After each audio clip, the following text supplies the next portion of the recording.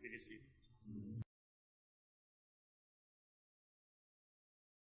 Let's begin in the traditional way in Australia.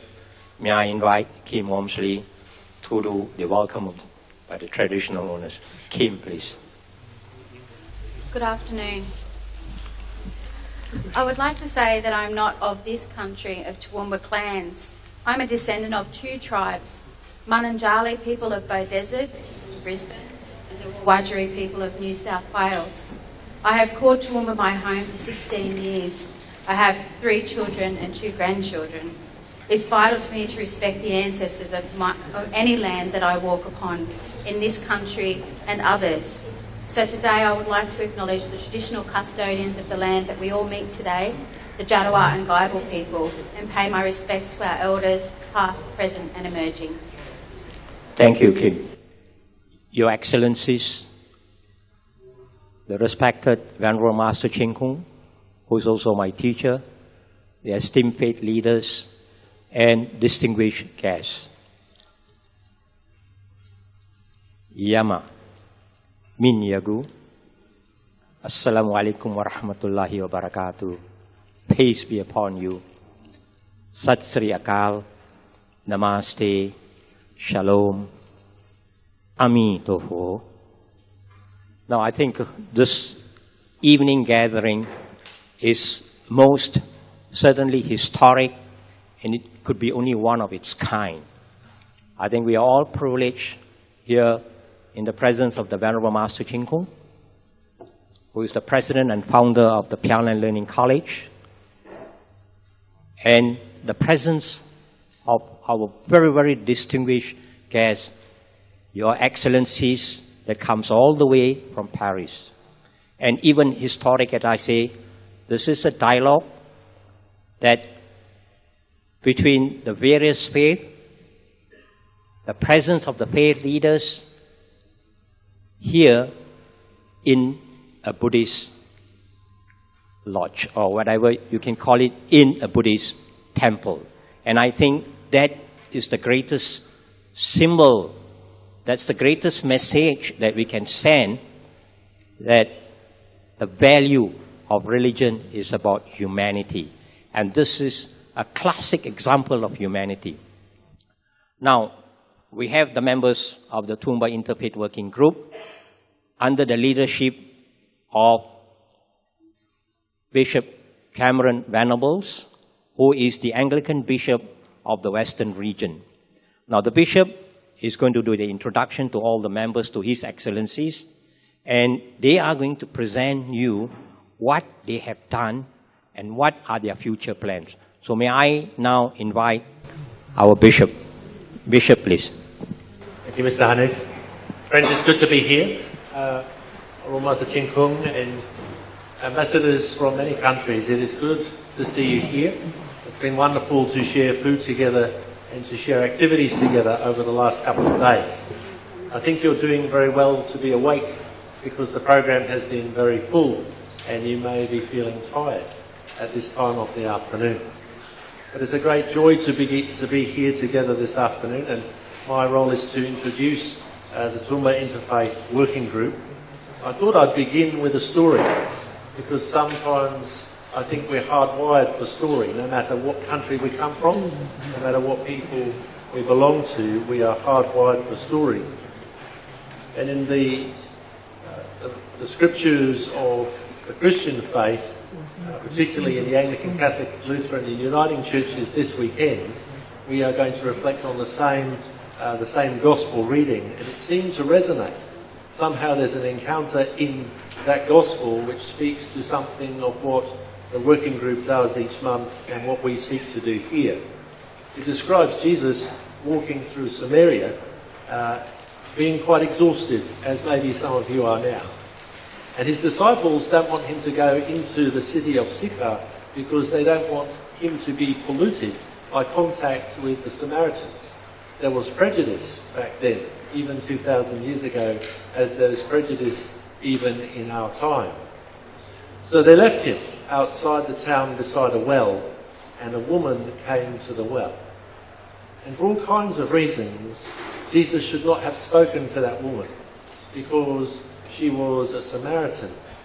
And I'm sure Ari will take me to task a bit later about the pronunciation, but as I understand it, the two principal Jewish teachers at that time, Ben Hillel and Ben Simeon, argued together. One suggested that if you let a Samaritan drown, God would not be angry for you or judge you for it. Ben Hillel suggested otherwise, that God would judge you for it and you should rescue them. So the prejudice between Jews and Samaritans was very real, as it is very real between people groups in our time. So she was a Samaritan. He shouldn't have spoken to her. She was a woman. He shouldn't have spoken to her, because in Jewish culture at that time, a Jewish man was not supposed to speak to a woman in public. And she had a bit of a reputation. She'd been married to 5 men, and the man she was living with at that time was not her husband. So there were 3 reasons why he should not have spoken to her, and yet he did. And they started to speak about the human need for water, and quickly they began to speak about the deeper human need for belonging, the deeper human need to be known and to be loved, to have a sense of identity and purpose. And in the conversation, there was transformation as this woman discovered something and went on to tell others about it. I think in lots of ways, the Toowoomba Interfaith Working Group meets together, and there are many in our communities of faith who would suggest that we shouldn't.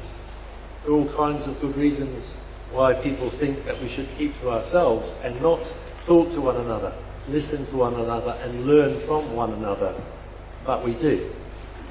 And in the same way that there was blessing and insight and learning for that woman by the well, so there has been blessing and learning and deeper relationship for each of us who meet each month.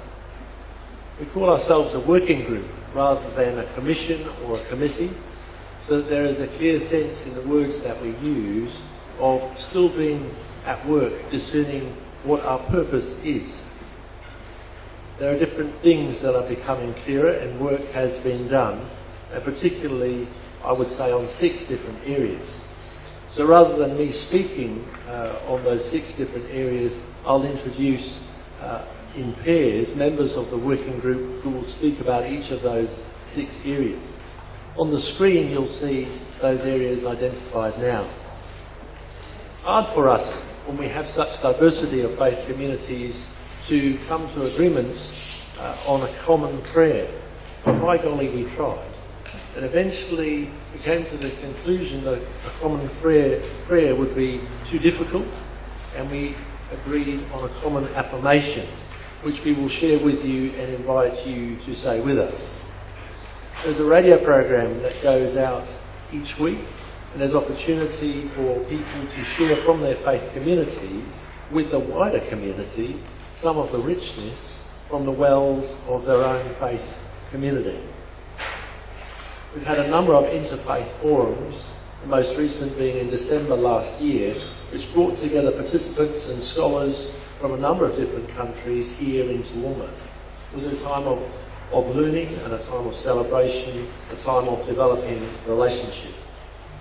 One of the wells each of our faith communities has that we draw nourishment from is our scriptures. And so, ably encouraged by friends from the Pure Land Learning Centre, each of the faith traditions were invited to identify 360 verses, which would be wisdom that could be shared in a variety of different ways. And so you'll hear some of those different ways a little bit later this afternoon. Australia Day is a focus where the nation comes together to celebrate our diversity and to pray for peace, and you'll hear about that. You've already heard something of the advocacy and support we've offered each other in response to things that have happened in the life of our community and in response to things that have happened more broadly on the world stage. So let me introduce some of my friends who come together each month and who are increasingly having a sense of learning from one another and growing in relationship. I'd like to invite Asu Kim Watson from the Quaker community and Dr. Arsalan Palati from the Sufi community to talk about the common affirmation that's been developed.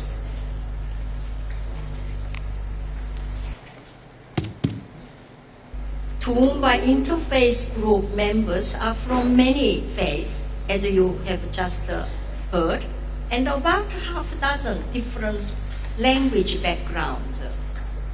It has been a joyful experience that we have worked together to express our hope for peace, harmony, and unity as a written statement in English that we all can affirm and also pray together. Some people may ask us, how could you do it? So many different faiths and different languages. I think we could because we have been sharing and respecting what we have experienced during our spiritual journeys and expressed with our hearts. Actually, we all like it. I like it very much. So I have been actually thinking to translate to Korean. Well, after all, UNESCO helped me to learn very good Korean. We start the affirmation with a silent prayer, very short silent prayer. That is to prepare our hearts and the minds, and to finish with a short silence to affirm what we have prayed. As we all have experienced, silent prayer is very powerful because we do not need languages. We just express our hopes for peace, harmony, and unity with our hearts. Thanks, Tyson.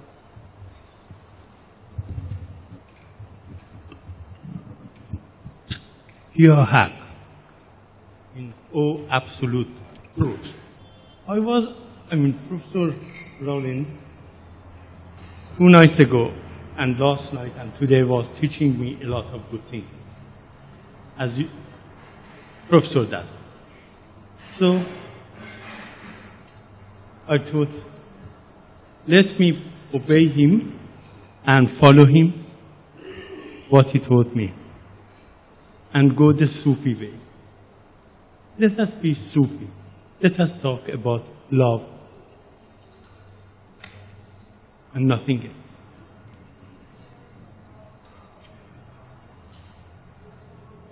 What is the relation of man and God? In many places in the Old Testament, in New Testament, in Quran, in Buddhist teaching, God says, has created us out of His love.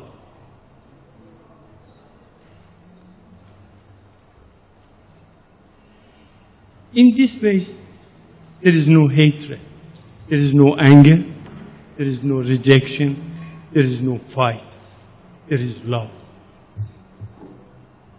So, when we human beings need something, feel that our heart, our body, our mind is expecting to have something beyond the 6 dimensions of this world, we pray.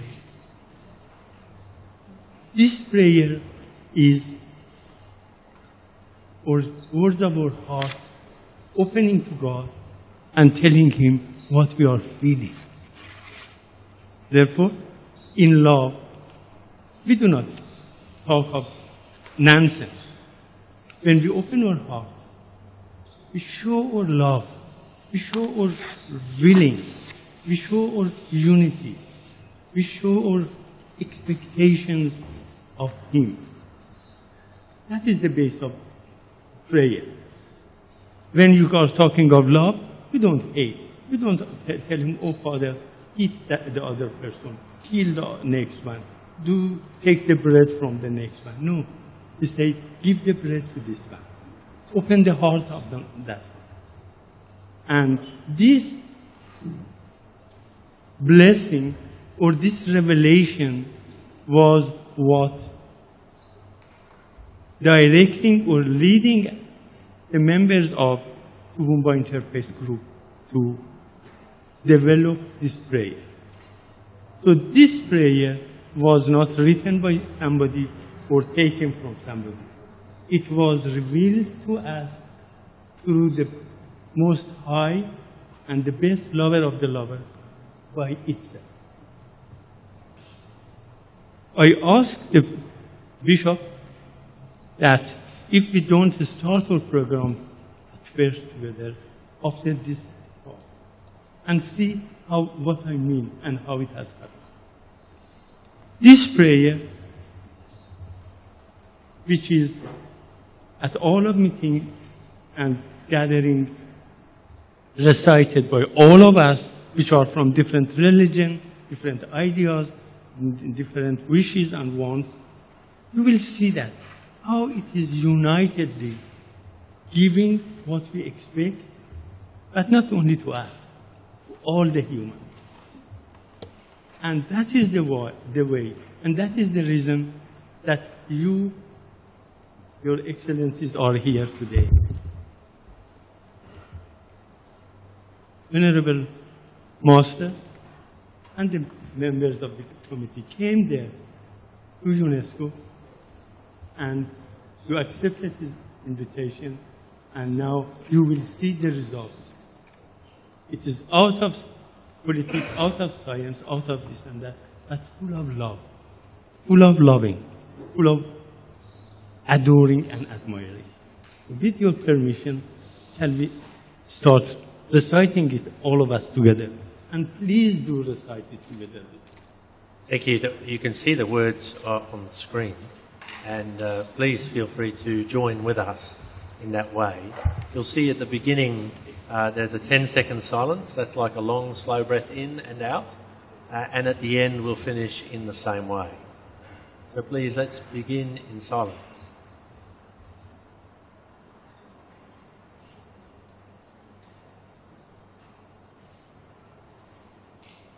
Together we come from different parts of the world with rich experience in our unity from many faiths. We are diverse, and yet we stand united. Our purpose is collective. Our goals are common. Our intention is harmony. And for this, we give thanks. Together we pray for the well-being of creation, for greater unity between people, for guidance and blessing, and that goodness and peace may come.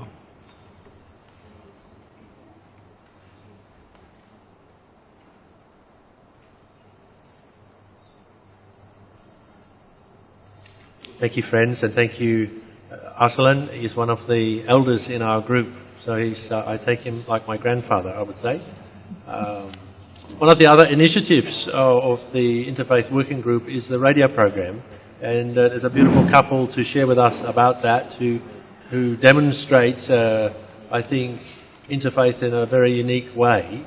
So can I please introduce Sawan from the Hindu community and Jagdish from the Christian community to share with us. Namaste.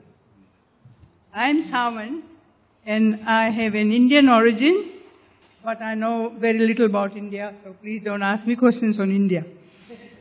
I was born and bred in a little island in the South Pacific called Fiji. Some of you must have heard about it, some may not. As Venerable said, I am a Hindu. And I'm a practicing Hindu, I'm not a Pandit. Therefore, I will not be reciting anything from the books. And I practice interfaith in my home every day. And I apply the knowledge of my religion in my daily life. I practice interfaith not out of choice, but out of the virtue of the marriage.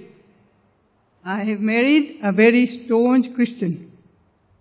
And when our marriage was being arranged, this was not discussed. But later, my father said, do not move your husband away from his own faith. So that's where I come from. And when we came to Australia 22 years ago, out of that 20 years in Toowoomba, we both were very happy. We were practicing everything we wanted, and I always fought for equal rights at home and equal treatment and equal opportunities for everything, and we were very happy. But where did we go from there? We started becoming more and more demanding on each other and becoming a bit bored at home.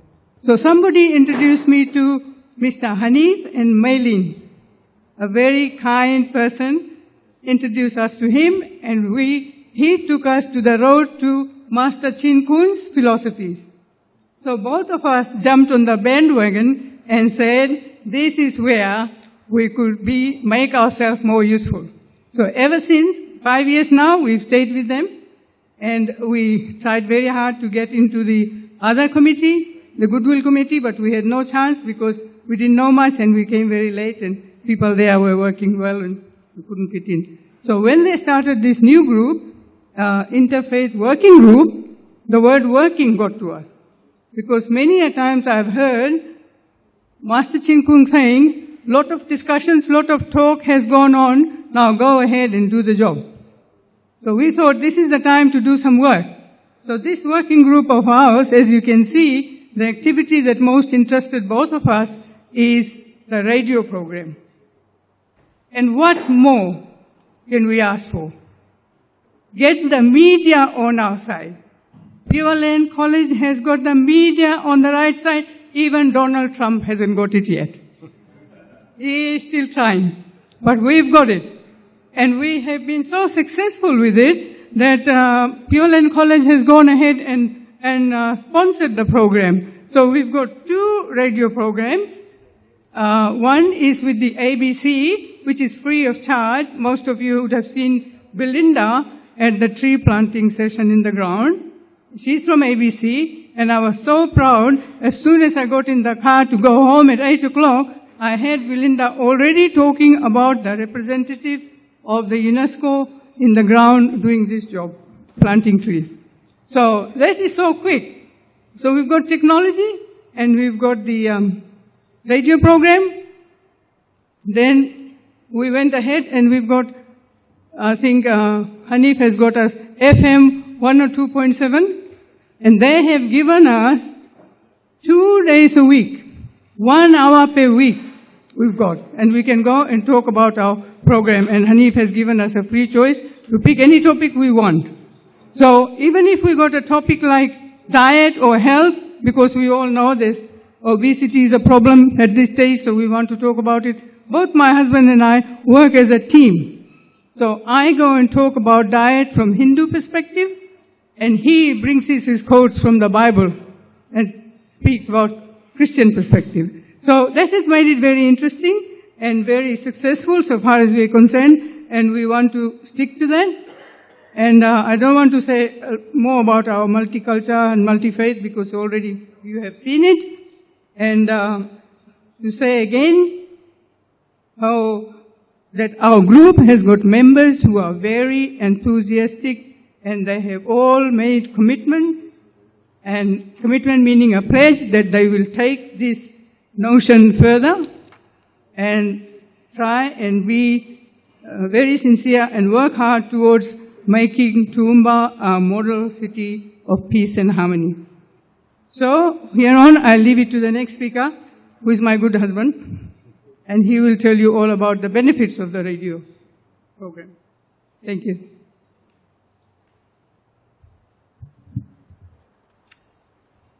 I am Jagdish. I am a Christian, and I belong to Christodolphin Bible Mission. Following from my wife, Sawan, we all know that radio is a very powerful tool and can create a very positive impact on general public, which can change people's thinking and perception. Radio broadcast also helps to reach people in wider communities especially in remote areas, and also allows us to address in a language which can easily be understood by the audience. It also allows us as individual members like ourselves to present our own personal experiences on the radio in a very unique way, in a daily living way. And this helps and enables us to convey this message of our own religious beliefs in perspective of love and peace. In my personal experience, I found that radio is a very soft and subtle way to promote religious harmony and interfaith dialogue. Radio program in the first year, we had received a very remarkable feedback from the audience, from our listeners in particular. And this helped us to progress in the second year. This is our second year of the radio program. And this interest is still growing. It is growing for one simple reason. That audience and the listeners are focusing on who the speakers are on the radio. And they found out there are different multi-faith which have grouped together and have embraced each other and are able to accommodate each other in that love and respect that what they're talking on the radio.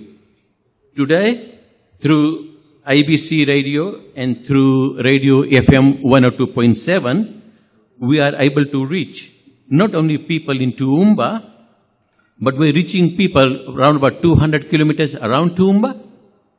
In one case I heard recently that I got a feedback that somebody had us way back in Longreach, a small town which is about 1,000 kilometers away from here. So we feel that there is a growing interest in our society in what we are doing. And the sign of this are very imminent, and we are able to attract the young ones now within us, including students. They're joining us. They have started to take interest in our program, and which is very amazing to see.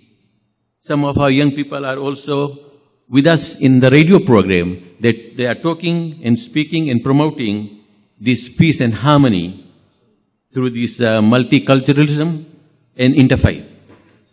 And I sincerely believe that this is very encouraging sign. It's a turning point when you see your young ones are showing interest that what we are doing. And it is them that can change the society, not us. We are growing out. They are coming in. So it's a bottom-up approach. We are the young ones now. We feel that they are seeing our work, they are taking interest, and they are able to see the importance of respect each other as a human. And also they are seeing this freedom of living freely and living with love. Thanks. Thank you, Sawan and Jagdish, for some feedback about the radio program. Last December we had an interfaith forum, and to hear more about that and other forums, I'd like to invite the Reverend Richard Tooten, who's the General Secretary of Queensland Churches Together, and Ariel Heber from the Jewish community to share with us. Thanks, Bishop Cameron. Venerable Master净空, Your Excellencies, distinguished guests, friends and colleagues all, thank you for being with us this weekend.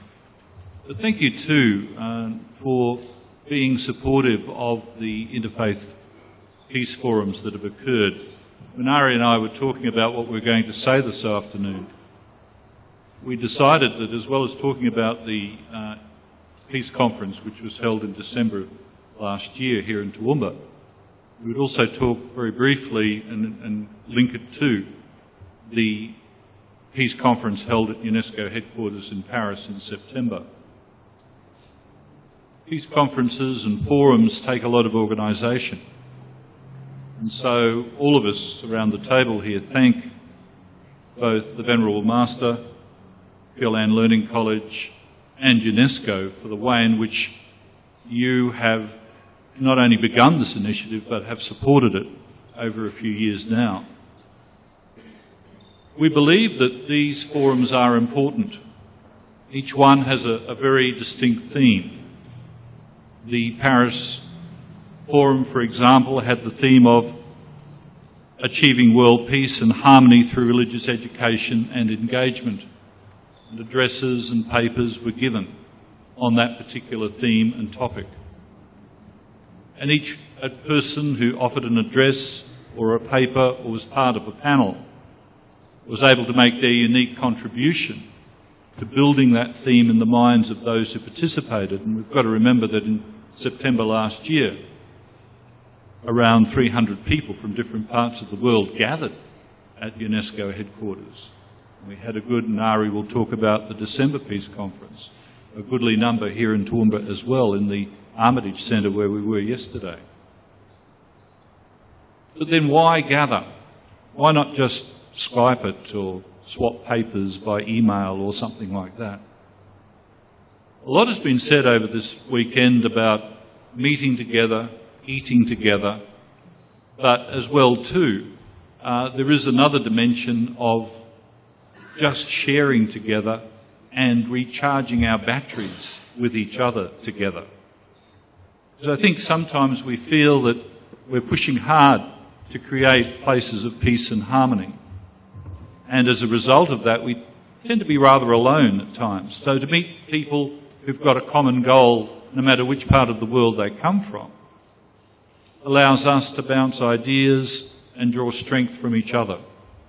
And so the peace forums have been able to do that, and I dare say people have gone away not just recharged, but also revitalised to be able to go ahead and do whatever they like to do, and in wherever they live and in whatever field they're engaged in. And that's how we feel as members of the Toowoomba of Faith Working Group, that having been part of these peace forums, that they have been able to inspire us to do the things that we're talking about this afternoon. I thank you again for listening to us and hearing our story, and thank you for sharing your story with us over this weekend. And so I pass to Ari to talk about the December Forum. In our December Forum, it was here in Toowoomba, where the previous one had been in Paris, so there was a much higher local Australian content in this conference. Interfaith relationships don't happen between organisations. Interfaith relationships happen between the people in those organisations. The interpersonal relationship between you as ambassadors at UNESCO and us as the Toowoomba Interfaith Working Group is the reality of the story. The organisations can sign memorandums of understanding and do whatever they like, but unless we have people communicating and talking about our stuff, we get nowhere. The conferences, I find, are wonderful, as in they refresh. We can sit there, we can talk to people, we get new ideas, things that have worked here, things that have worked in other places. We get to examine them and to bring them in towards us. We refocus because there's so much work to do in interfaith and peace and harmony that we sometimes start spreading ourselves too thin. So by having these conferences, it allows us to refocus on what we can do, what is manageable, and then utilise that to bring us forward. We reevaluate what we do, seeing what's working and what's not working, and we do this by sharing with everyone. And it's the important part of sharing that brings it all around. Things that happen and work in one country can work and happen in another. So I'll just leave it there. Thank you. Thanks, Ari. And Richard, thank you for the feedback on the forums.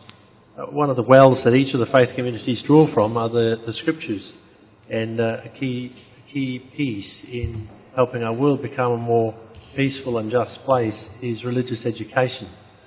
To create a new resource for that, the Scriptures 360 project has been developed, and Karma Twal from the Sikh community and Mark Jokumson from the Baha'i community will share with us more about that. Thank you. Good afternoon, everyone. When I talk about 360, it takes me back many moons ago when we were sitting at the Brisbane Sikh Gurdwara, the Sikh place of worship, with Mei Ling and Hanif. Hanif and Mei-Ling were talking about the school visits that had started, where they were bringing children from various schools in the Toowoomba region to the Brisbane Gurdwara, as well as the mosque and the Buddhist temple over there. So while we were talking about this, Hanif mentioned the Interfaith Working Group and said, would we be interested in the Interfaith Working Group? And can anyone say no to Hanif? So I said yes, and here I am today. Thank you, Hanif. Then he mentioned the 360 verses. Now this was a completely new concept to me. And I asked him, what does it actually mean? And he elaborated a bit more on what the 360 verses was going to be. And it really got me thinking that this is such a valuable collection of my faith from the Sri Guru Granth Sahib Ji, our scriptures. And it would give the wider community a knowledge about the teachings of my gurus, my spiritual teachers. And I thought, what a wonderful idea. But all the time I'm thinking, am I really the person to be doing this? Have I got the knowledge to do this? So I questioned myself. But as I said, you can't say no to Hanif. So I said yes. And my dear brother, Hanif and Mei-Ling, both of them had me working on the 360 degrees, and off I went. And I would get the phone call now and again and say, where are you, Cam? And I say, yeah, maybe 50. I'm 70 today. So they got me on working on that. Now, from a personal point of view, it was a huge learning curve for myself. Sikh, as pronounced Sikh in the Western world, a Sikh is a student. So we are students and we learn as we live. And here I was reading the messages of my spiritual teachers in the Sri Guru Granth Sahib Ji with the focused contemplation. When I started working on the verses, I learned so much more. Each time I looked at a verse, I got a lot more out of it. It was like when you read a verse today, and then you leave it and read it and maybe in a year's time, it means a lot more or it means something different. It could be because of our life experiences, that we've experienced something else. It could be the events of the day that you're reading the verse on, that it gives you a new meaning. And that's what I found when I was writing up the verses, that I was learning a lot more. And as I progressed, I felt that each verse meant a lot more to me than it did before. I'm sure you would have also experienced this, that at some time when you've read something and go back to read it, especially in your scriptures, that it does have added value and added meaning to it. I'm looking forward to reading the 360 verses from all the other faiths, so that my understanding of their beliefs increases. I'm hoping that the 360 verses of many faiths reach out to many in our diverse communities, so that the teachings of many faiths become familiar and are understood. And I would like to express my genuine gratitude to Pure Land Learning and the Master for giving us the opportunity to put the 360 verses together and sharing our many faith beliefs with the wider community worldwide. Thank you for listening, and God bless you all.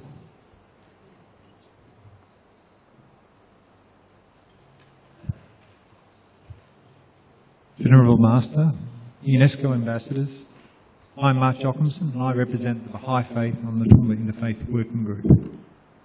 As Cam has mentioned, over the past 18 months we've undertaken the Scriptures 360 project to produce a compilation of 360 quotes from the holy writings of our various faiths.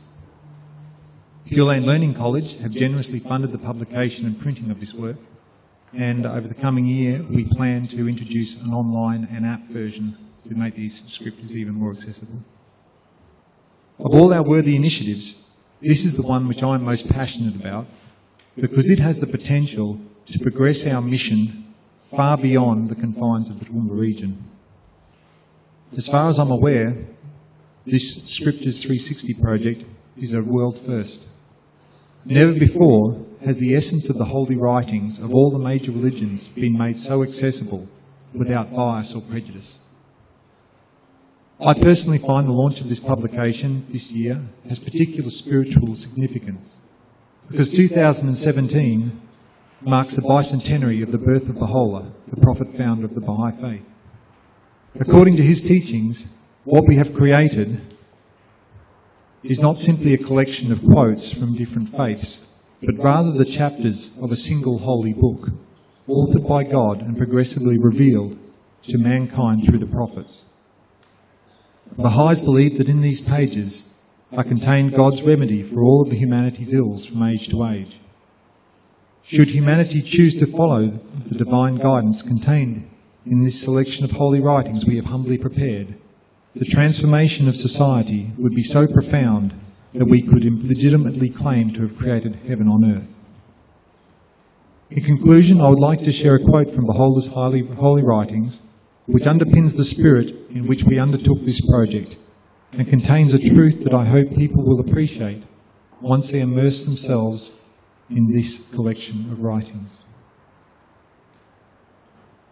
The prophets and messengers of God have been sent down for the sole purpose of guiding mankind to the straight path of truth. The purpose underlying their revelation hath been to educate all men, that they may, at the hour of their death, ascend in the utmost purity and sanctity and with absolute detachment to the throne of the Most High. The light which these souls radiate is responsible for the progress of the world and the advancement of its peoples. They are like unto leaven, which leaveneth the world of being, and constitute the animating force through which the arts and wonders of the world are made manifest. Through them the clouds rain their bounty upon men, and the earth bringeth forth its fruits. All things must needs have a cause, a motive power, an animating principle. These souls and symbols of detachment have provided and will continue to provide the supreme moving impulse in the world of being. Baha'u'llah. Thanks, Mark and Cam. Great to hear more about that project. Toowoomba Interfaith Working Group seeks opportunities to engage with community celebrations, and so to hear about participation in the Australia Day celebrations, we're going to hear from the Venerable Wu Chin from the Pure Land community and Evelyn Ray from the Mormon community. Good afternoon, Venerable Master Chin Kung and all our esteemed ambassadors from UNESCO. I'm rather humbled to be here in this particular arena. I'm one of the newest members of the Toowoomba Interfaith Working Group.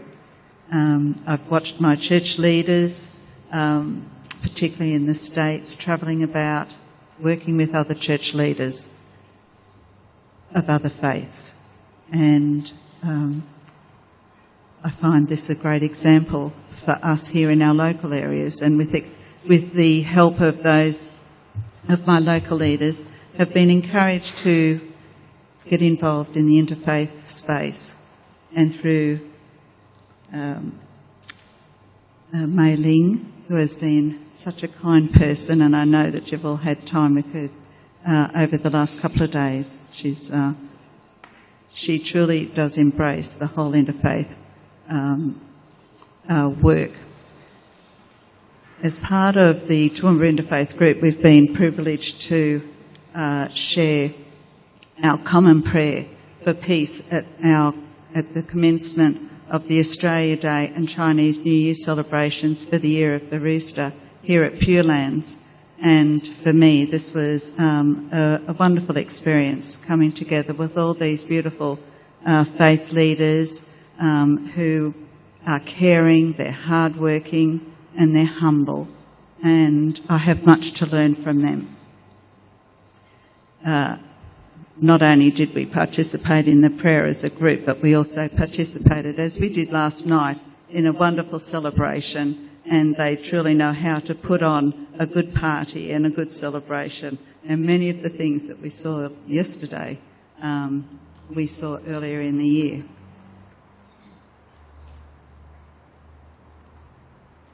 The plan for the future for myself is to continue to listen, to continue to learn, and to develop and strengthen friendships with those of other faiths, and to endeavour to try and bring along my church community. As we know, that's not always the easiest thing to do, to create greater faith interfaith relations. Thank you. Good afternoon, Your Excellencies, Sifu Shangren, and our friends here. We as Australians have been here for a long time, and we feel that it is important for us together celebrating the Australia Day. So since a few years ago, we have been at Pure Land Learning College. We have been celebrating with the encouragement of Mr. Hanif, our MFMCC team. We have put together the various programs to celebrate this special day. And in this prayer that we felt is very important for us faith leaders to come together in solidarity, to show our community members that we as faith people can actually work together regardless of what our beliefs are. We may be different in our beliefs, but we all respect our differences. So this is part of what we felt is a very important image to show to the community, and that's where we have this at the beginning of our concert. Yeah, so with that, I'll pass it on to our next member. Thank you. Thank you, Venerable Wuchin and Evelyn.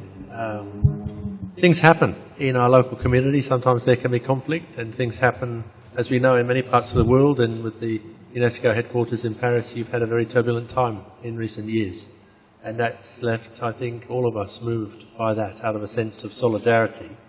Part of the role for the Interfaith Working Group has been a sense of mutual advocacy and support. And so to share something of that, I'd like to invite our Imam, Abdul Qadir, from the Muslim community, and Nicole Rangira from the Catholic community to share with us. Thank you very much. Venerable Master Chin Kung, Your Excellencies, UNESCO ambassadors, my dear faith leaders, let's be on the point straight away. We are the Muslim community. We are blessed to have by our neighbor church, or to have a church as our neighbor, St. Anthony's Parish. We are blessed by the generosity of the congregation of that particular church. We share food during the month of Ramadan together, Christian and Muslim. We share food at the mosque. We also share food at the church when they prepare for their Lent. We share car parks. So Muslims park their car at the car parking facilities of St. Anthony's Parish every Friday. And they're coming to worship God at the mosque, not the church. But that's how we are so good neighbor. We get together every now and then on occasions like Mosque Open Day, like Food Festival, like Family Fun Day, and other programs like after Eid get together. And we sit, we discuss, we share, and we reconfirm our friendship.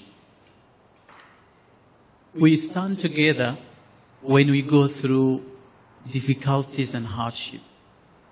And our friendship with St. Anthony's Parish, the friendship between the mosque and the church, it's so well established and went through the hard time. And there is an Arabic proverb, it says, عند الشدائد تعرف الأصدقاء. When you go through hardship and difficult times, you know who your friends are. So we knew, and the Muslim community always acknowledge and appreciate the warm friendship and support and assurance we got from the Catholic community. I'll be coming to the wider community later on, but let's focus on the Catholic community who being our neighbor. So when we wanted to rebuild our masjid with better facilities, we got support while going through all the council procedures. So we got really, really great help from Catholic communities. And then we also got support from the wider community and from all faith groups in Toowoomba. I can mention a few things which is very important, and that makes Muslim to feel doesn't matter if the mosque is burned for third and fourth time, because it's the community assurance and friendship is more valuable to us than the mosque building. So after the mosque went through the fire damage, we remember and appreciate a lady with a wheelchair bringing some flowers, a hammer, some nails, and some timber. And it was a rainy day, to give us the hope. You know, the action of this lady is much more valuable and important than the damage has happened to the mosque building by the arson attack. So we don't care about the damage when we find such member are our neighbors. We got several business entities approached us, and they said, when you reconstruct your building, you will be given timber for free. You will be given services for free. And we received donations from non-Muslims, member of this community, cash donation. And I remember a few ladies came and they said, look, we are not very well off, but we want to participate towards the reconstruction of the mosque. So the mosque will be built by the donation of everyone, every citizen of this residents of this city. And I would like to mention on the same note, the mosque went through the arson attack twice. The first time it was repaired by the neighboring church. So a mosque was repaired by the church. What a wonderful example of harmony and good neighborhood. I don't know any better example than this one. And to sum up, we are really humble and blessed by our neighboring church and its congregation and all the Toowoomba residents in general. Thank you very, very much for having this opportunity to express our gratitude to Toowoomba and its residents. Thank you. Thank you. Venerable Master Chung Kong and UNESCO delegates and all gathered here, peace be with you. I am delighted to be on the Toowoomba Interfaith Working Group, absolutely thrilled and delighted to be here today. I'm a Christian who is a practicing Catholic at St. Anthony's Catholic Church. I'm blessed to be married and I have 4 beautiful children, and I'm certainly enjoying being on the Toowoomba Interfaith Working Group, because there is a meaningful relationship between our Catholic brothers and sisters and our Muslim brothers and sisters. And this relationship began with 2 very key leaders from each of our faith traditions, namely Catholic priest Father Brian Sparksman and also Muslim leader Dr. Khan, along with a lovely lady Amal Bruce. This meaningful friendship created a solid foundation to continue building cooperation and trust between both faith traditions. Mark Copland, who is pictured here with myself in front of St. Anthony's Church, is actually employed by the Catholic Church. He's the Executive Director for Social Justice in the Toowoomba Catholic Diocese, and he continually seeks opportunities to build strong and meaningful relationships with Catholic and Muslim communities. He regularly initiates opportunities to gather, celebrate and support our Muslim community. St. Anthony's Parish have been invited to many gatherings at the mosque, including the opening of the mosque.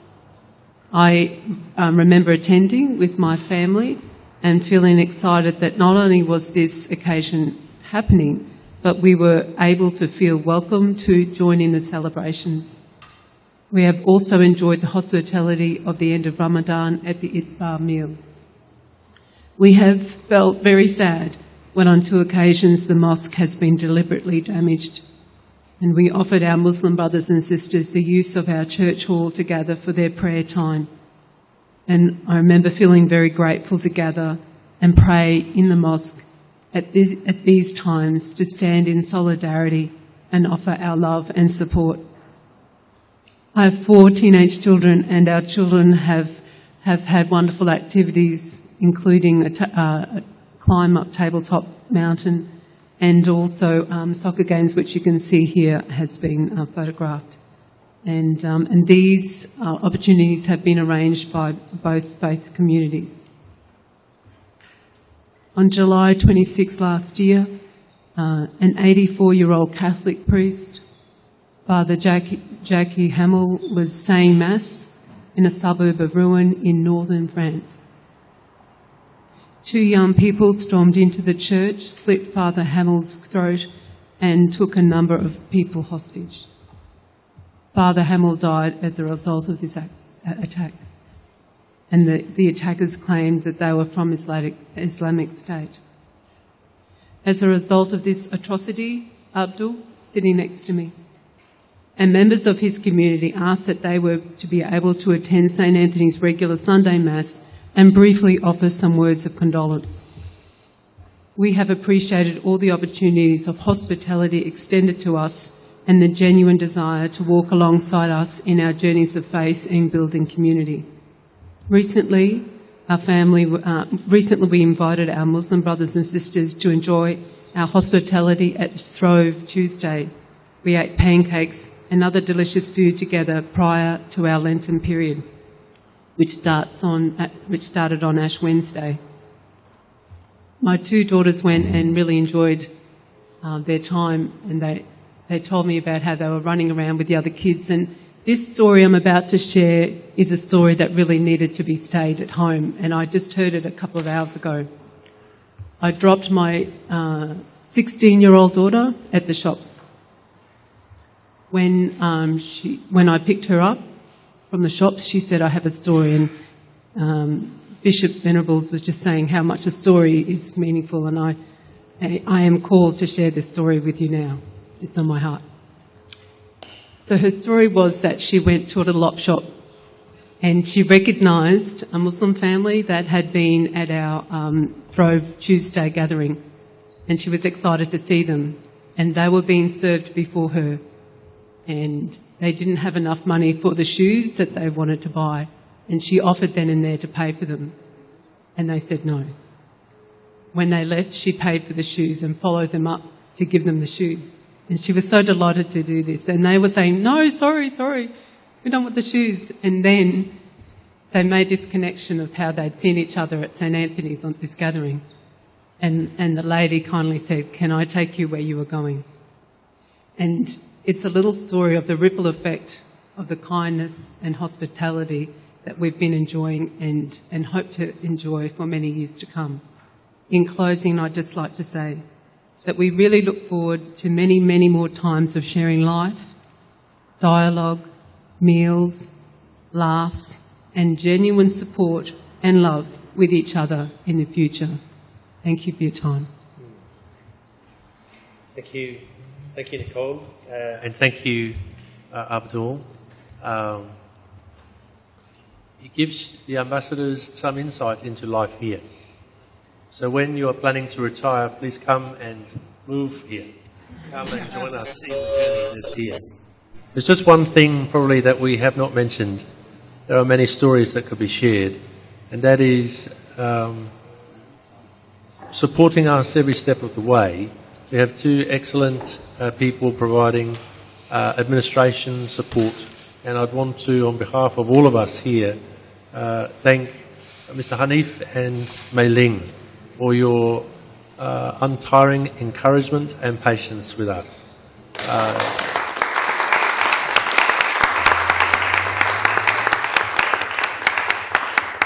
It is a blessing to know you and to journey together.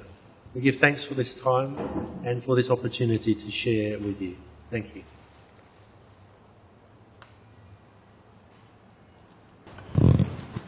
联合国教科文组织的诸位大使、阁下与贵宾，图文巴诸位宗教领袖，诸位社区领袖，女士们、先生们，大家好！感谢各位出席今天的对话活动。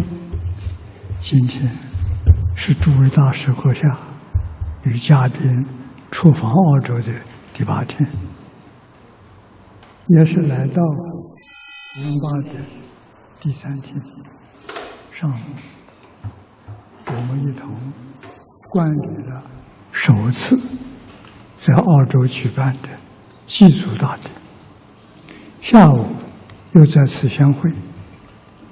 我感觉这是世界各民族祖先的保佑，各宗教众神的加持，才让我们有这个难得的因缘相聚在一起。回首100多年前，第一次世界大战开启了人类历史上前所未有的黑暗时代。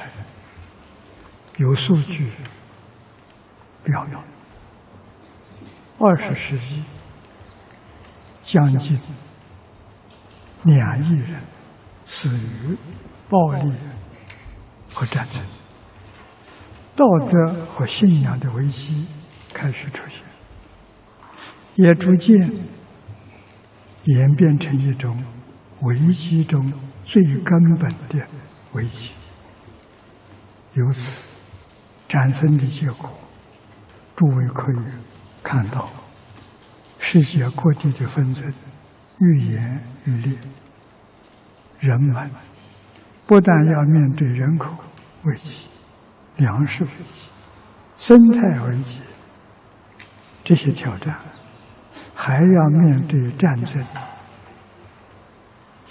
与恐怖主义的不断滋扰。从难民的数目可以看出情况的严重性。据联合国难民署的报告，截至去年底，世界范围内流离失所总人数达到6000多万，比上一年增加了830万人，与10年前相比增加了1倍。这一切祸患的产生是丢失信仰、抛弃道德之后，人类社会变得无知的结果。天灾人祸都起源于无知，无知产生嗔恨，演变成杀戮。宗教是爱的教育，正是对治无知的良药。宗教对人类最大的贡献是带给世界永续的和平。这桩事情说起来简单，要做起来就很不容易。人与人之间最怕的是不往来，不往来就无知，会把好人看成坏人，愈猜愈火，误会越来越严重。Toowoomba在团结多元族群、多元宗教这方面，可以说是走在世界的前列。各宗教、各族群、各阶层的人们，把合作的诚意转化为具体的落实。来到图文巴，能够亲身感受到，几乎人人见面都有笑容，都很欢喜，像一家人一样，互助合作。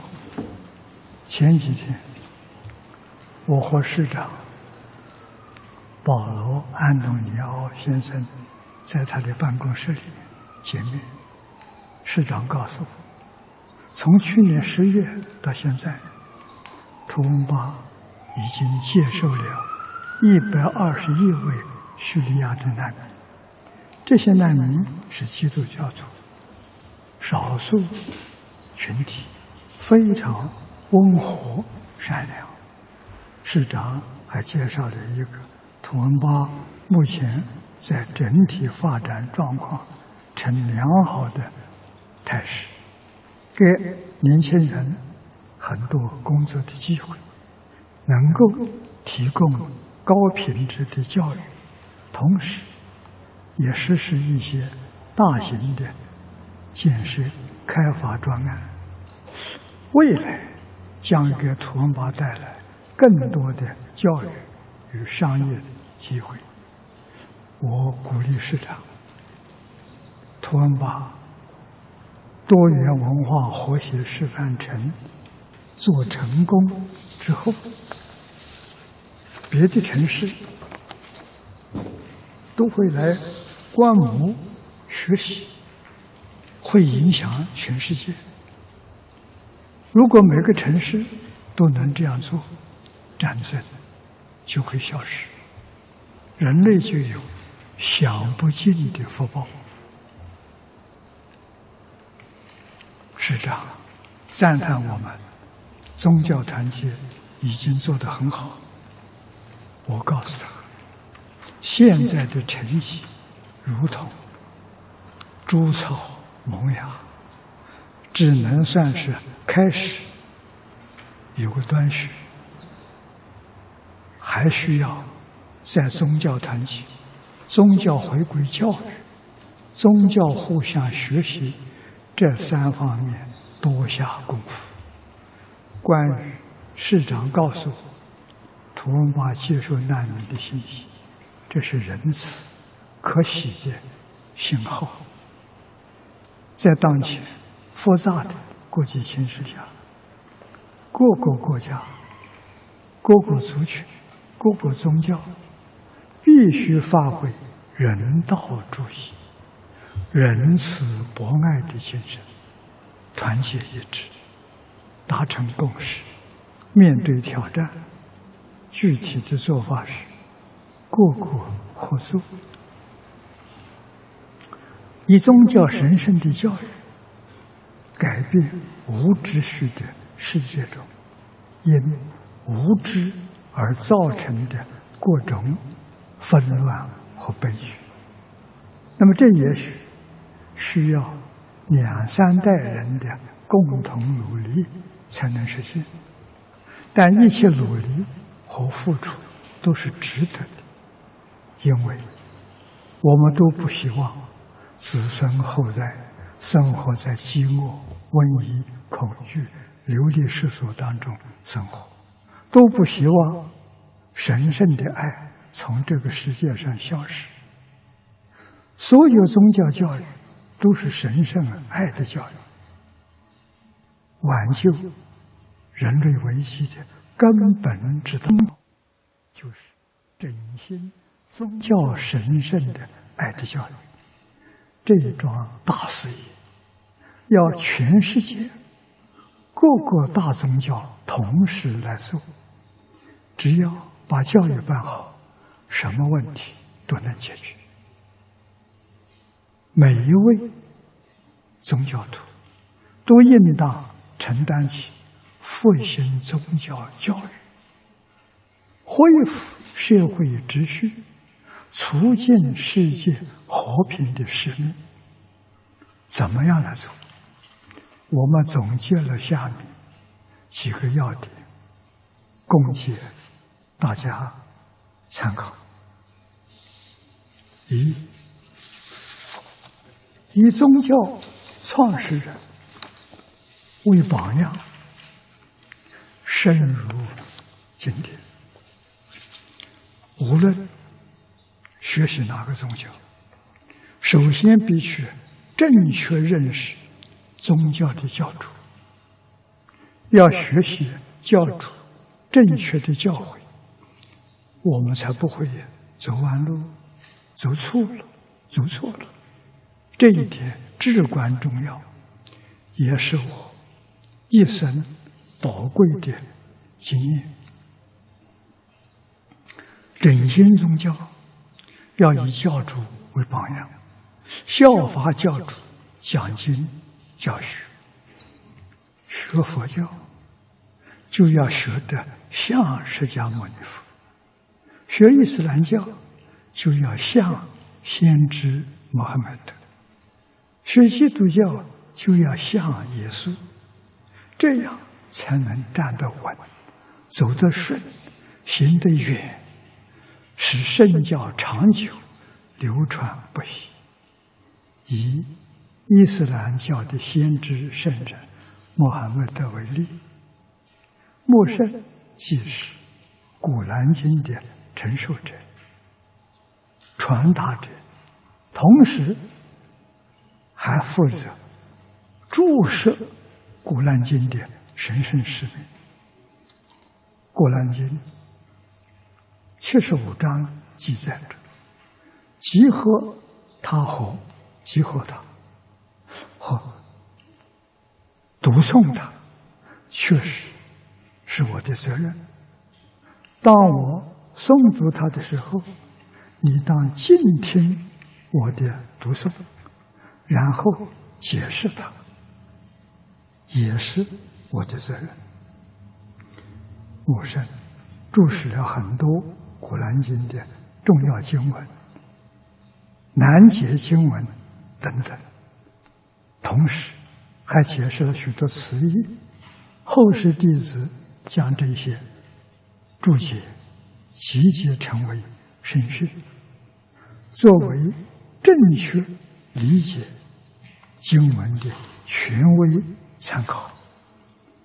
古兰经宣传的是人类一致平等，反对奴役、性别歧视、仇恨外国人非穆斯林或种种的歧视。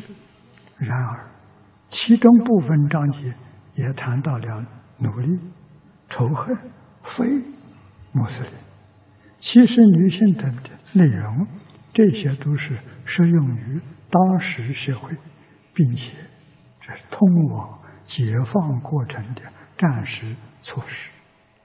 古兰经里所谓的圣战，是指肉体和心灵之间的神圣对抗，总结为真主而奋斗。只可惜这一部分的章节被断章取义的解释，而造成了很大的误会。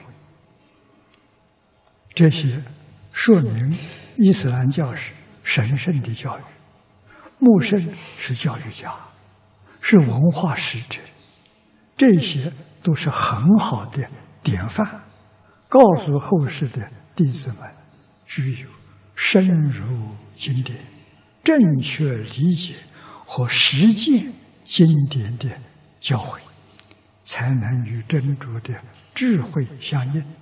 那么这些教义必须有人发心，将它讲清楚、讲明白、讲透彻，才能化解当今世界发生的许多问题。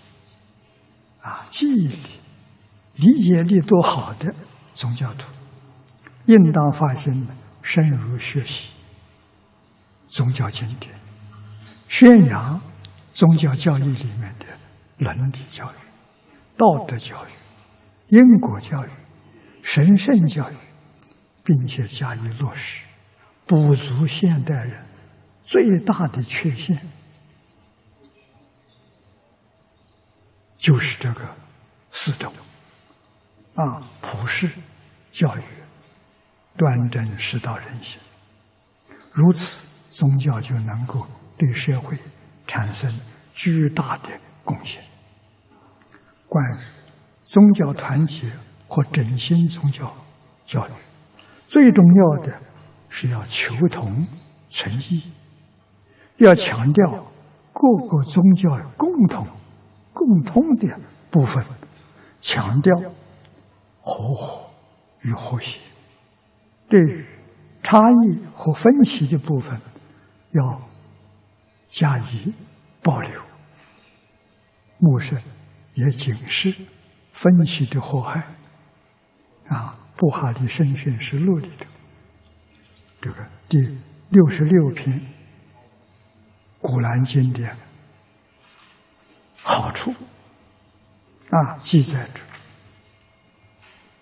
阿卜杜拉传说，我听一个人念一段天经的经文，他之所念的与我们死者就是牧圣那儿曾经听过的有所不同。为此，我拉着他去见牧圣。使者说：“你们二人都对，但是你们之前人们因为分歧之故而导致自己被毁灭。”今年2月6日，我应新加坡回教哈比哈山长老的邀请，参观了位于新加坡国家发展部的多元和谐馆。这是全球首家多元宗教和谐展览馆。去年9月开幕，多元和谐馆主要我为中小学学生要为这个中小学学生呢设立这个展览馆，公众呢也可以免费入场。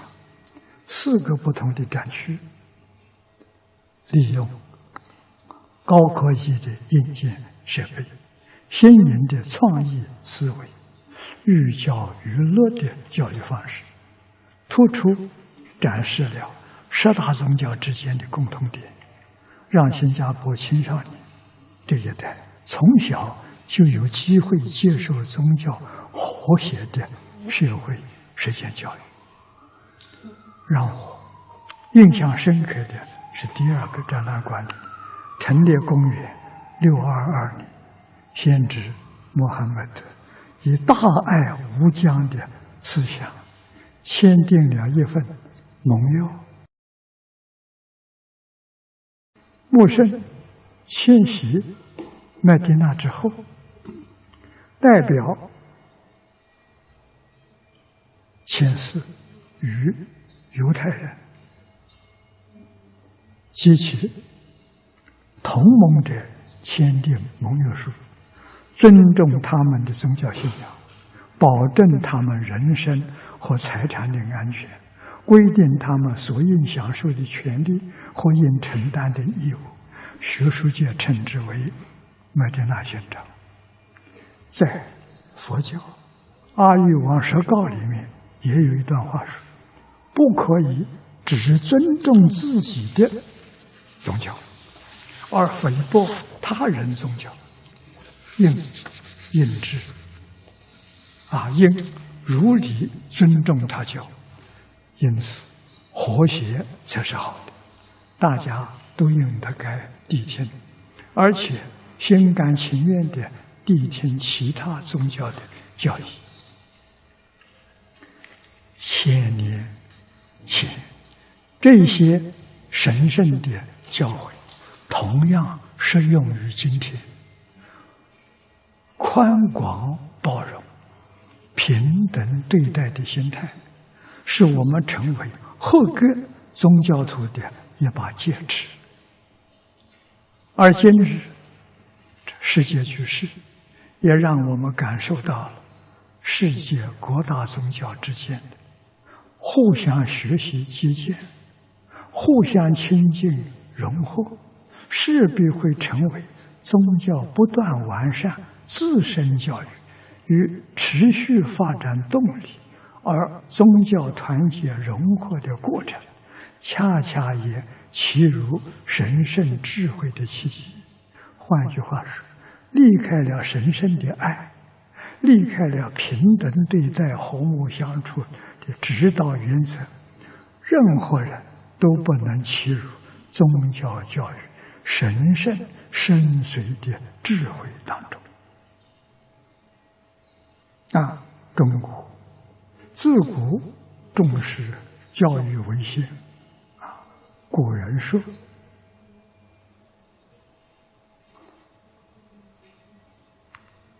圣人之教，循循有序，时之得寸则守其寸，得尺即守其尺。如是久之，日子月异，然后道之全体，乃有所望而向往而见可实，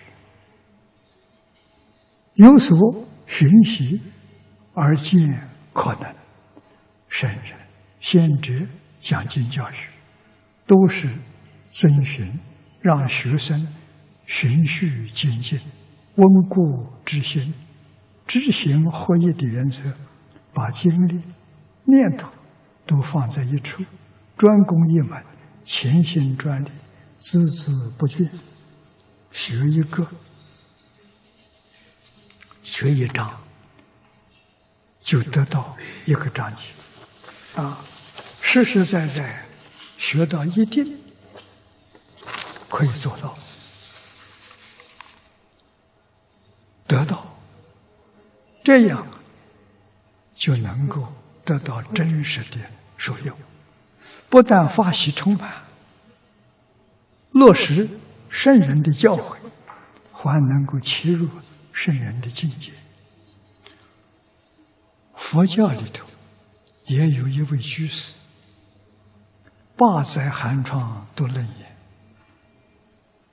这个人是我们这个上一个世纪末的人8载寒窗都很远，他的功德可以超度鬼神。曾经有过很多这种案例让我们对他感到很尊敬。必须懂得世界的内容，才学习到新的。伊斯兰教先驱欧梅尔班汉塔布花了12年时间来背诵黄牛章，因为他对背诵的每一节经文都要加以参悟，深思其中的含义，并且在生活当中贯彻实践。由此可见，学习宗教经典要想得其门而入，必须要遵循一门深入，常时熏修这个方法。这是自古以来各个宗教有修有证的人都遵循的方法。如果没有办法做到虚心潜心学习，那说明我们的心里还有障碍，不够真诚。有使命感的人容易降服内心的浮躁，安定下来，脚踏实地的学习。我们现在需要更多有能力熟读经典的宗教徒，以真诚恭敬的心一门深入，常时熏修，深入经典，让各个宗教都能够代代出圣贤，代代相传，我们希望未来图文巴能够建立宗教大学，每个宗教设立一个学院，所有宗教徒都是同学，我们只是学的院系不一样，不但主修自己宗教的经典，还可以兼修其他宗教的学问。也希望图文巴建立一个多元文化展览活动中心这是取法于新加坡多元文化展览馆的做法，以创意新颖、活泼互动来展览。这个展览的模式戒引青少年对宗教的弘扬也做出一种重大的贡献。那么青少年、社会大众，让大家有更多的机会接触每一个宗教、每一种文化，有了兴趣就会进一步深入了解。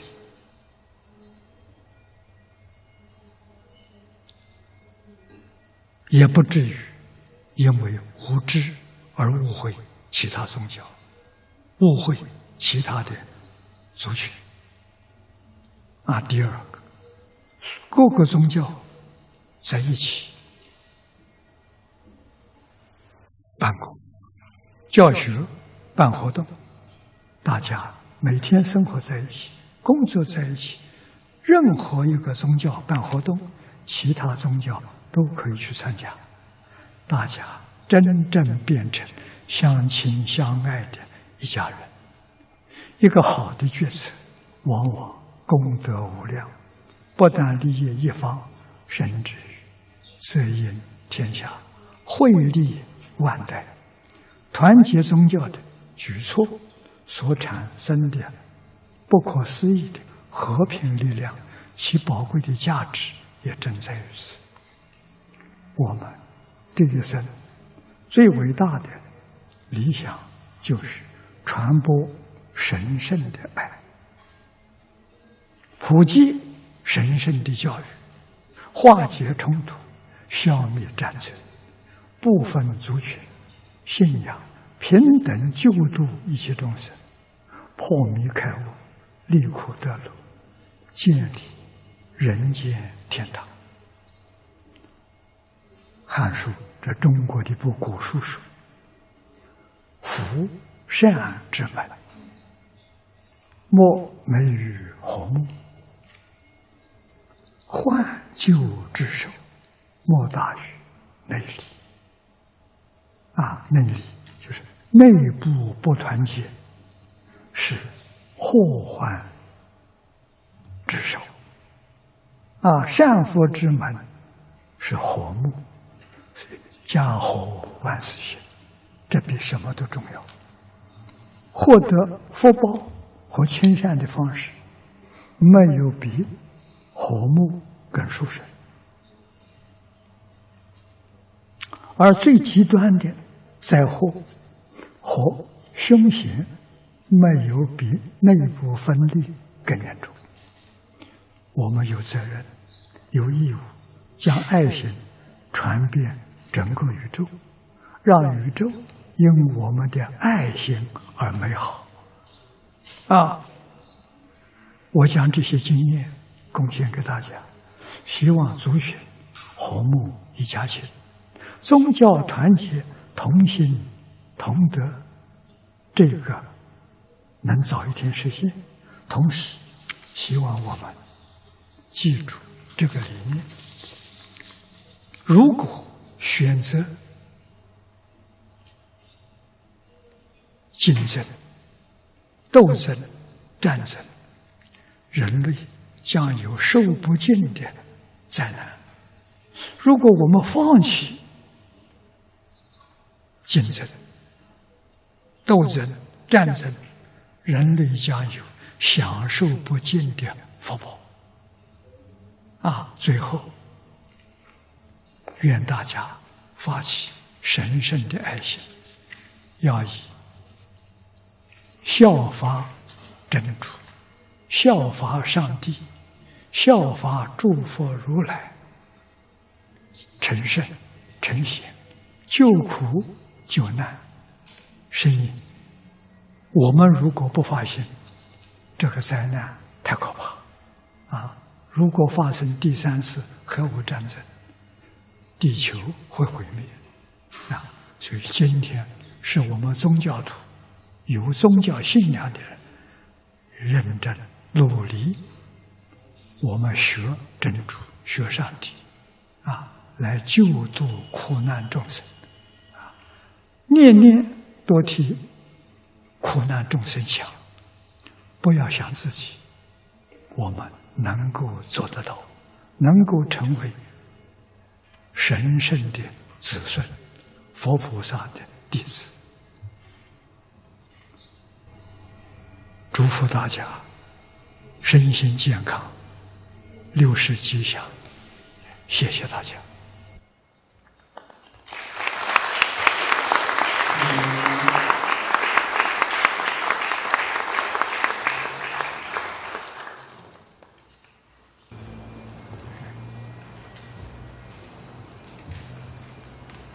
Any questions from the ambassadors to members of the Interfaith Working Group or to the Venerable Master based on his address? The ambassador from Angola.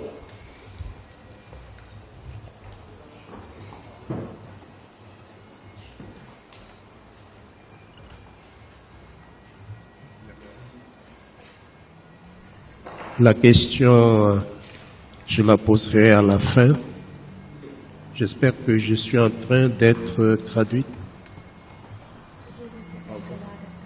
Oui. Donc je disais que je voudrais d'abord remercier pour l'invitation qui nous a été dirigée. Nous sommes, en tout cas dans mon cas, particulièrement heureux d'avoir fait ce voyage.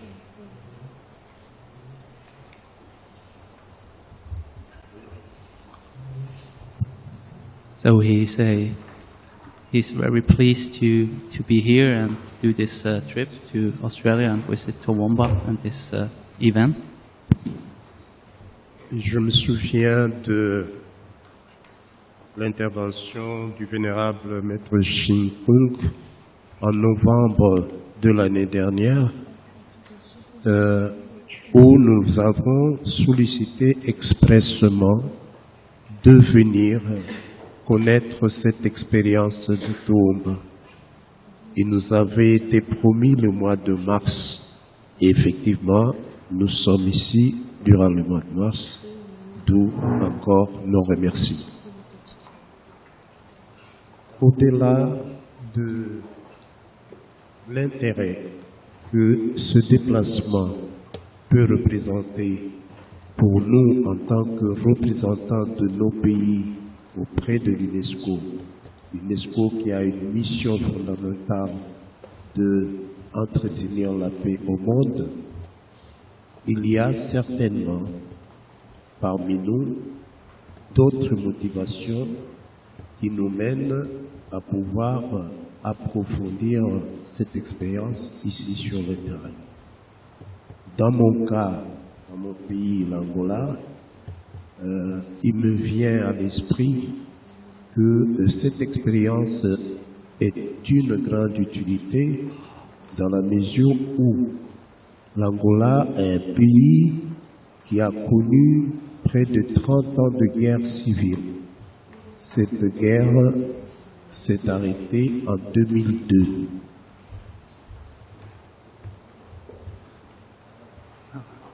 So he says that they get to know about this project, what's going on here in Toowoomba, like last year, and in March this year they committed to visit Toowoomba, so that's why they are here. And he says about this multi-faith event and the ideology about love, peace, and harmony. He say his country suffered like 30 years during war, and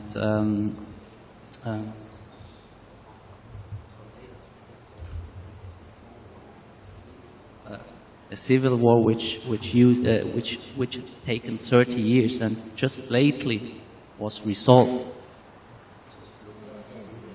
4 avril prochain, nous ferons le bilan de 15 ans depuis que l'accord de paix a été signé entre les partis belligérants, le gouvernement et la partie rebelle. Le 4 avril, on complétera 15 ans de paix. So, the 4th of April this year, they're gonna have 15 years freedom. Like 15 years ago, on 4th of April, actually, the war was ended. Pour arriver à cet accord de paix, il y a eu une contribution très profonde et très présente des églises, des communautés religieuses. So to achieve this peace, there was a profound contribution from the church and the communities, like the social communities. Pendant des années, il y a eu des cultes écuméniques réunissant toutes les églises dans toutes les parties du pays. So for years there were like representatives from all kinds of cultures and communities which came together. Ce que nous avons observé, même avant de venir, c'est que l'expérience de Toowoomba part d'une vie entre communautés multiculturelles et multireligieuses. So they experienced even already before coming and also during the stay here at Toowoomba that there's this interface community actually brings a big effort. Ce que j'ai aussi compris, c'est que un pilier fondamental de la mise en œuvre des enseignements de Maître净se fonde sur l'unité des religions. So he understands well that a basic pillar of like a fundament to what can be achieved is also the work of Master净and to reunite the religions.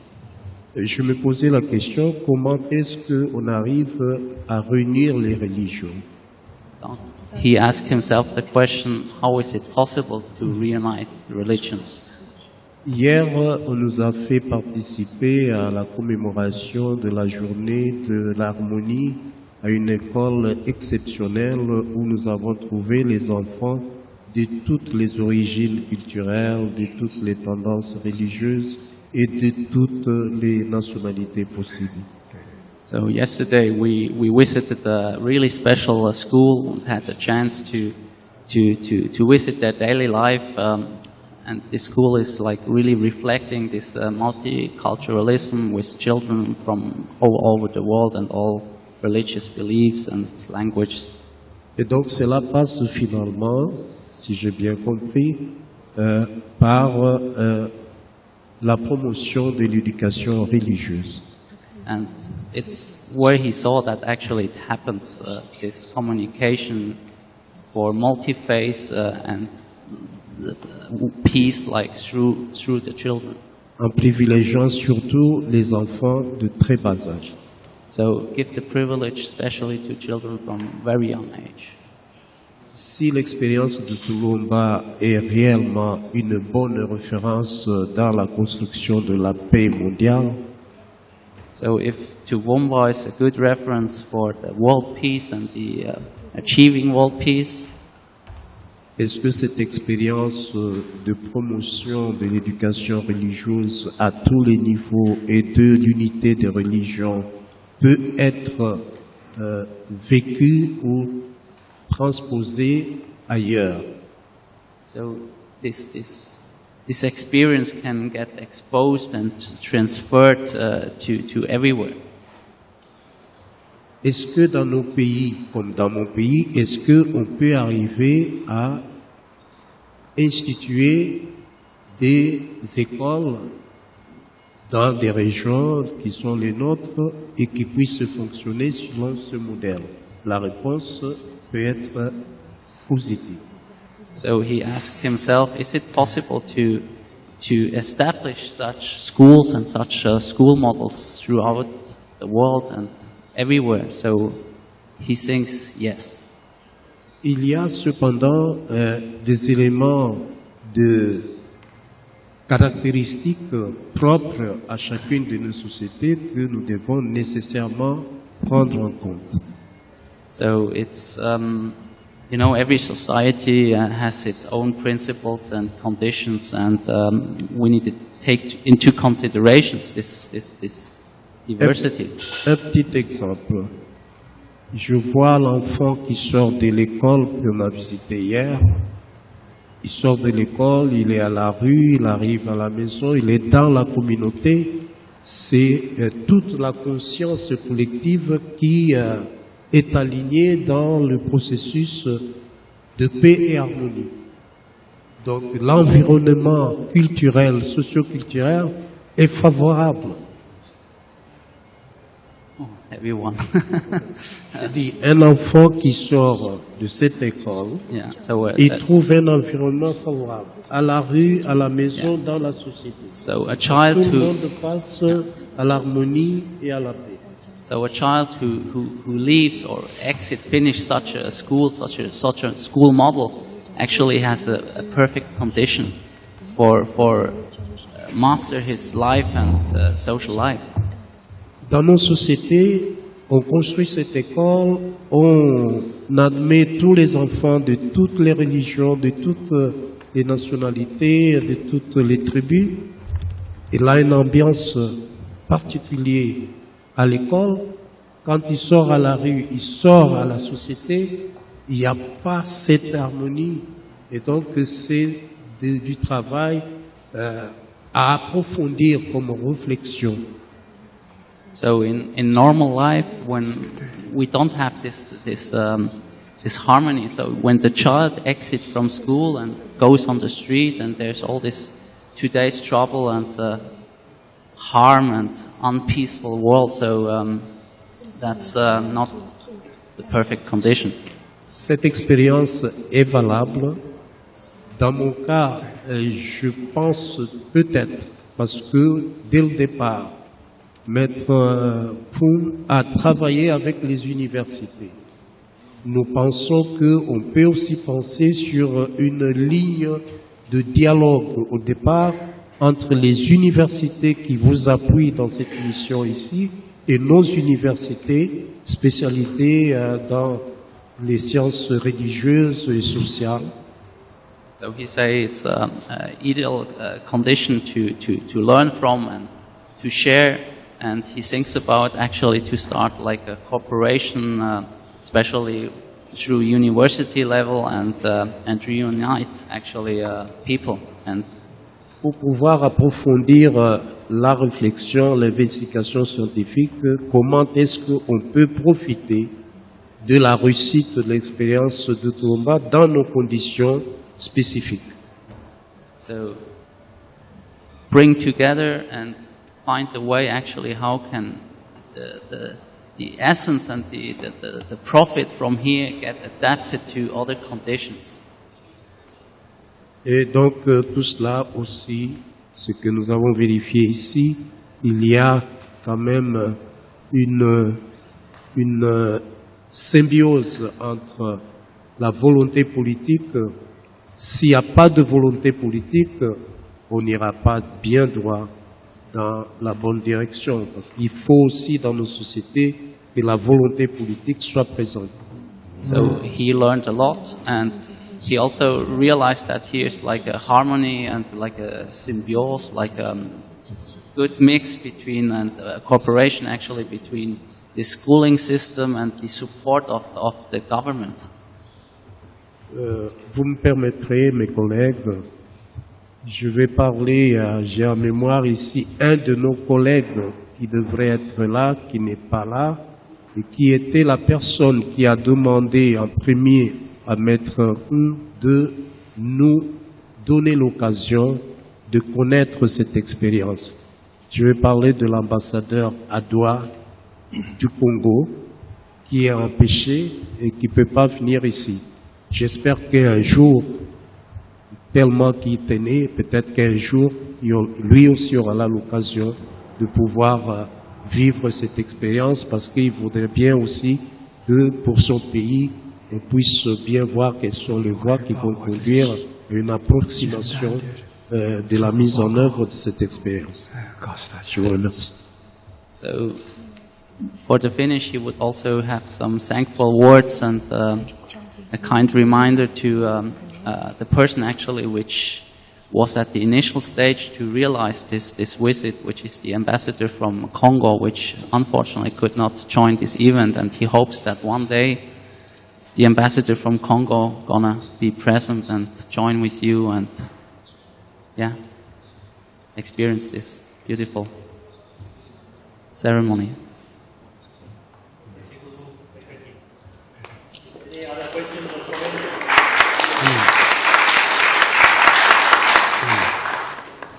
Any other questions from the ambassadors or comments? Yes, it's ambassador from Yemen. Experience and to hear the wisdom of the Venerable Master Chen Kong. You know, the dialogue, it is essential between the human being. And I work in UNESCO for many years. And it is the house of dialogue. That is why we launched 27 years ago the culture of peace. And I remember when we launched this initiative, even some member of the executive board, I can say the majority of the executive board, they didn't understand what is the meaning of culture of peace. When I present this idea 27 years ago with Federico Mayor, I was for the first time in minority. 6 months later on, I come back again and I present this idea, this program of culture of peace, and finally the executive board of UNESCO, they adopt this program with all the majority. And we are very happy that there is this kind of program of culture of peace. And later on, we take another initiative, dialogue between culture, even dialogue between religion. We have some initiative in some program of UNESCO. Even dialogue of civilization. I don't like that term of dialogue of civilization, because the civilization for me, it is the achievement of all the humanity. Then how we can establish a dialogue between the achievement of all the humanity? It is our common heritage that we must preserve. But there is some initiative for dialogue of civilization, and UNESCO established some center in the world. Some of them for the dialogue of culture, another one in the field of dialogue of civilization, and we are doing not bad in this initiative. There is the experience of the associated school in the world and the chair of UNESCO, and more than 600 club of UNESCO around the world. Among the young people, they are working for the culture of peace, for dialogue of culture, of dialogue to understand the religion and dialogue of civilization. But we made a big mistake during this period. When we invite the people we invite those people that they agree.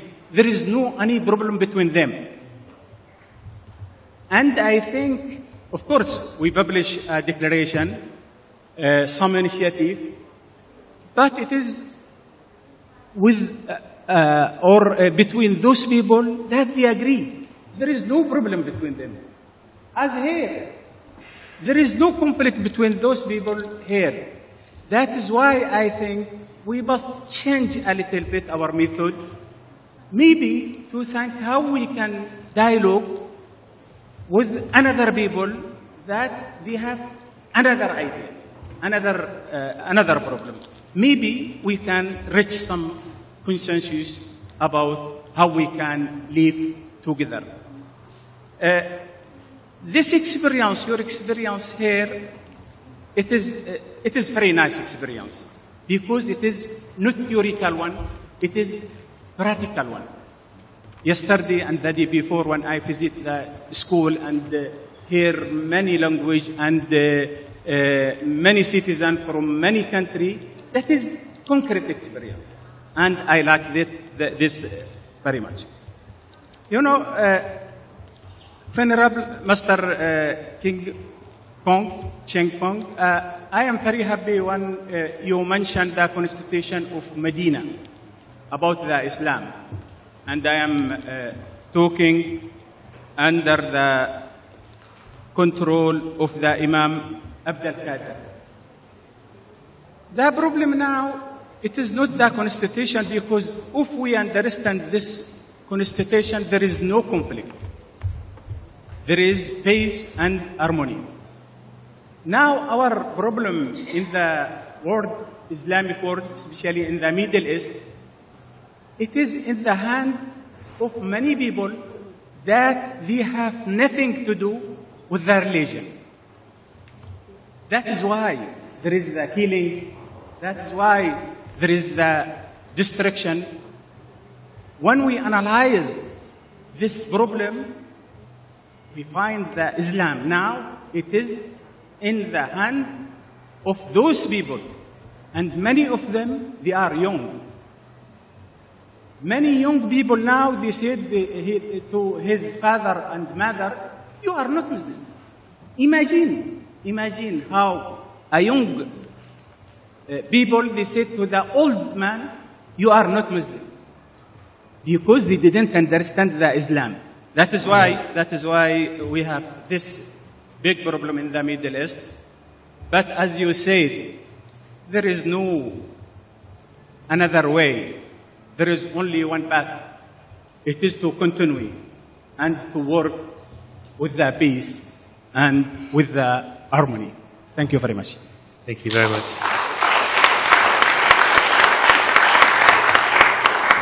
Mr. Ambassador, I think you raised something very important with regard to the disconnect between young people and adults, between children and parents, and the importance of education. And that's one of the reasons I think I share Mark's excitement about taking the 360 project to other platforms, because young people meet on Facebook and they meet via social media. And if we are not present there, if we're not able to educate them in the world that they use so readily, then we are not taking our responsibility seriously. So it's great to have that encouragement. Friends, I think we could talk for many hours and dialogue for many hours, but our time now must come to a close. So thank you for listening and for this opportunity to share together. I thank Master Cheng Kung for his wisdom and for bringing us together. As is often the way here, there's opportunity now for us to have a photograph together and then to share food together. And more conversation, but less formally. Thank you very much.